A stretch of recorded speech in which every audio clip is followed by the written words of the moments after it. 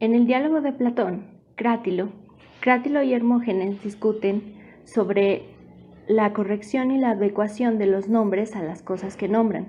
Por una parte, Crátilo, con un enfoque naturalista, abogaba por una relación natural entre los nombres y lo que denotan. Por otra parte, Hermógenes tenía un enfoque convencionalista donde decía que cualquier nombre es adecuado para denotar cualquier entidad siempre y cuando haya una convención social respecto a ello.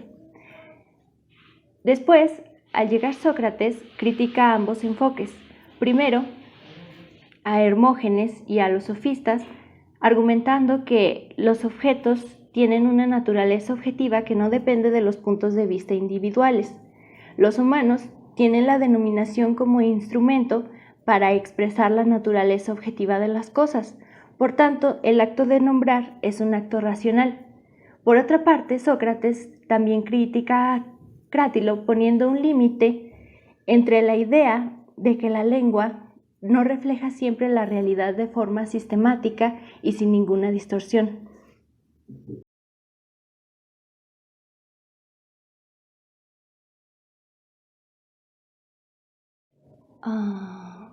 Dante, en De Vulgari Eloquentia, de 1302, trata de distinguir entre tres clases de lenguas: las lenguas naturales, las lenguas vulgares y las lenguas artificiales. Las lenguas naturales, él dice que se aprenden espontáneamente en la infancia, mientras que las lenguas vulgares son tan espontáneas como la misma naturaleza del ser humano. Por otra parte, las lenguas artificiales son las que se enseñan en la escuela, las lenguas escritas como el latín. Dante también quería encontrar la vulgar ilustre, que son las lenguas coloquiales o alguna lengua coloquial que puede elaborarse de tal manera que adquiera un estatus social elevado como el del griego y del latín. Dante aborda el origen de las lenguas y las lenguas primigenias de la humanidad, para la cual utiliza el mito de Babel. De ahí se originaron muchas discusiones. La importancia de Vulgari Eloquentia de Dante Alighieri radica en que fue creada en una época donde el latín seguía siendo la lengua de la filosofía, de la ciencia, de la religión, y donde la gramática se estudiaba solamente para leer y escribir el latín. Entonces, esta obra de Dante reivindica las lenguas vulgares como el italiano, el francés o el inglés antiguo que estaban surgiendo en aquella época.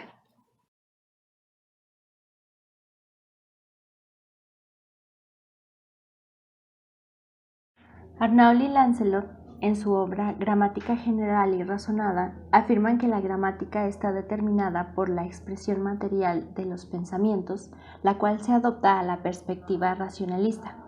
La idea de que la gramática es una expresión de determinadas operaciones del raciocinio humano como concebir, juzgar y razonar.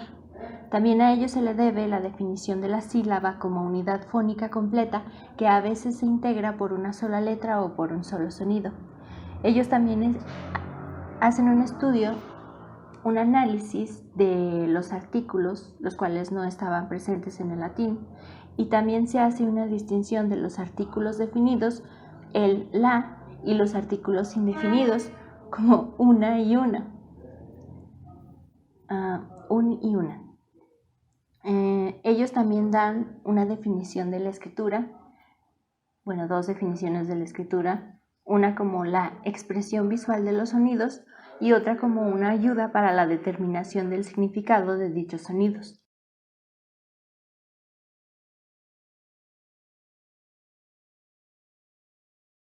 Gramática comparada, en 1833 por Franz Bopp, es la única obra analítica comparativa de diversas familias lingüísticas del mundo, donde todos los ejemplos estudiados están escritos en su alfabeto original para evitar las malas interpretaciones y confusiones.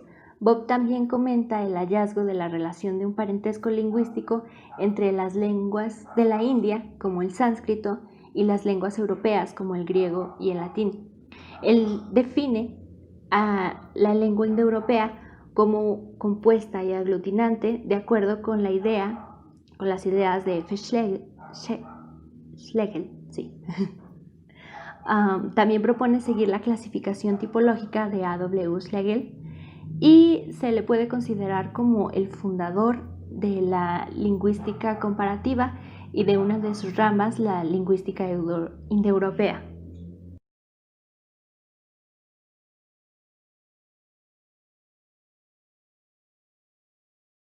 Ferdinand de Saussure, en sus cursos de lingüística general de 1916, hace una distinción entre la lengua y el habla. La lengua es el sistema de signos que adopta una sociedad con el fin de comunicarse. El habla, por otra parte, es el ejercicio individual, la práctica de los integrantes de una comunidad lingüística. Él también dice que se puede estudiar la lengua desde diversas dicotomías, como la sincronía, la diacronía, el significado y el significante. También se introduce la dicotomía entre las relaciones sintagmáticas y asociativas.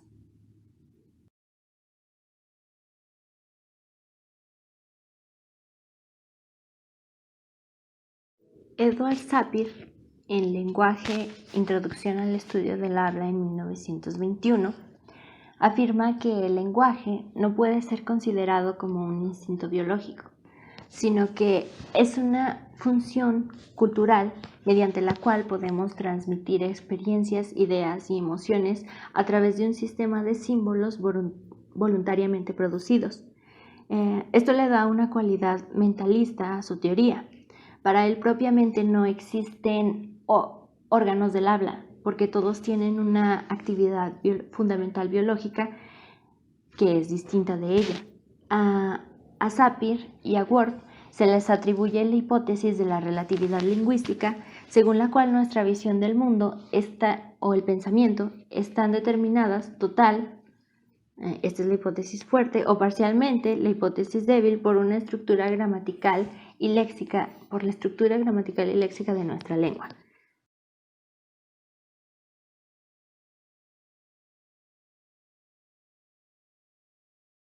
Leonard Bloomfield, con Lenguaje, en 1933, propone una axiomatización de la lengua.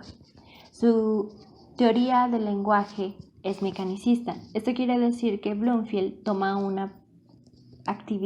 la actividad lingüística como un tipo de comportamiento. Por lo tanto, su teoría del lenguaje también es antimentalista. Bloomfield estableció los fundamentos de una lingüística basada en criterios formales, alejada de la lingüística psicologista, y trata a la lingüística con criterios estrictamente internos de la gramática. Omite los criterios semánticos por ser propensos a subjetividades.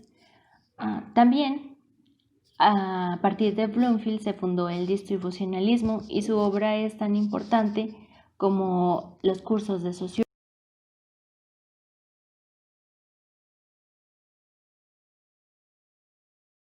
Noam Chomsky, creador de la gramática generativa, la cual supuso una ruptura metodológica radical con el estructuralismo norteamericano de Bloom y Harris, en su obra Estructuras sintácticas de 1957, justifica la existencia de los niveles lingüísticos fonético, fonológico, morfosintáctico y léxico.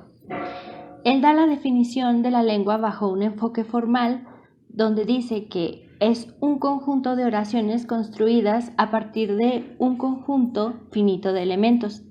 Esta es una definición formal porque en todo sistema formal consta de un conjunto de elementos que se combinan mediante una serie de reglas. Se afirma que gramatical no coincide con semánticamente bien formado.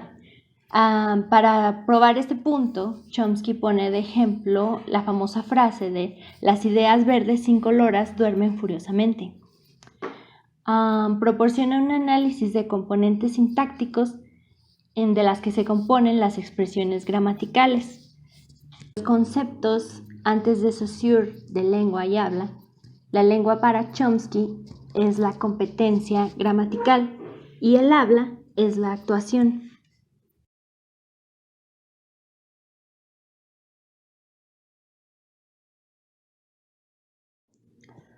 Eric Lenneberg, en su libro Fundamentos Biológicos del Lenguaje de 1967, afirma que la actividad lingüística tiene fundamentos biológicos, que es algo natural y que es una conducta que tiene mecanismos más o menos biológicamente programados.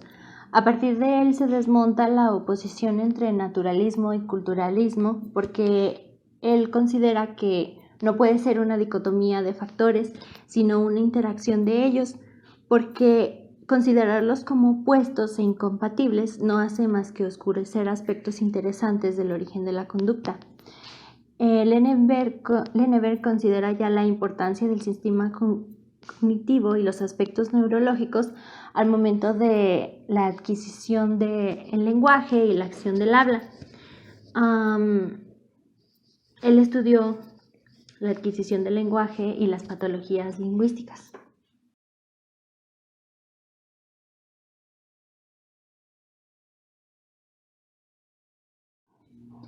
George Lakoff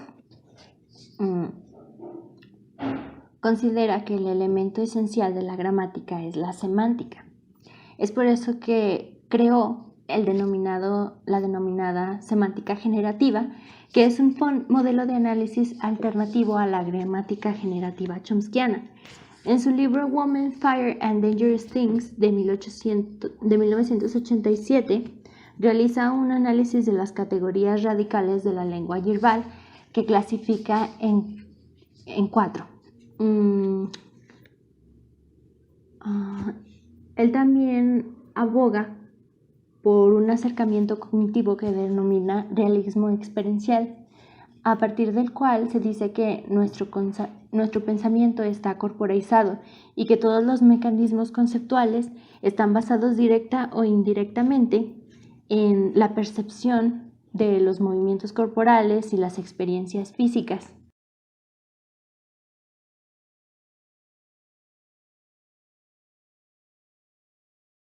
Lenguajes y especies de 1990 por Eric Bickerton. Él se especializó en el estudio de las lenguas criollas y enunció su hipótesis del bioprograma, en el cual se explican los rasgos comunes de las lenguas criollas que se originan a partir de un pidgin infantil determinado por la capacidad gramatical propia del ser humano, que es universal.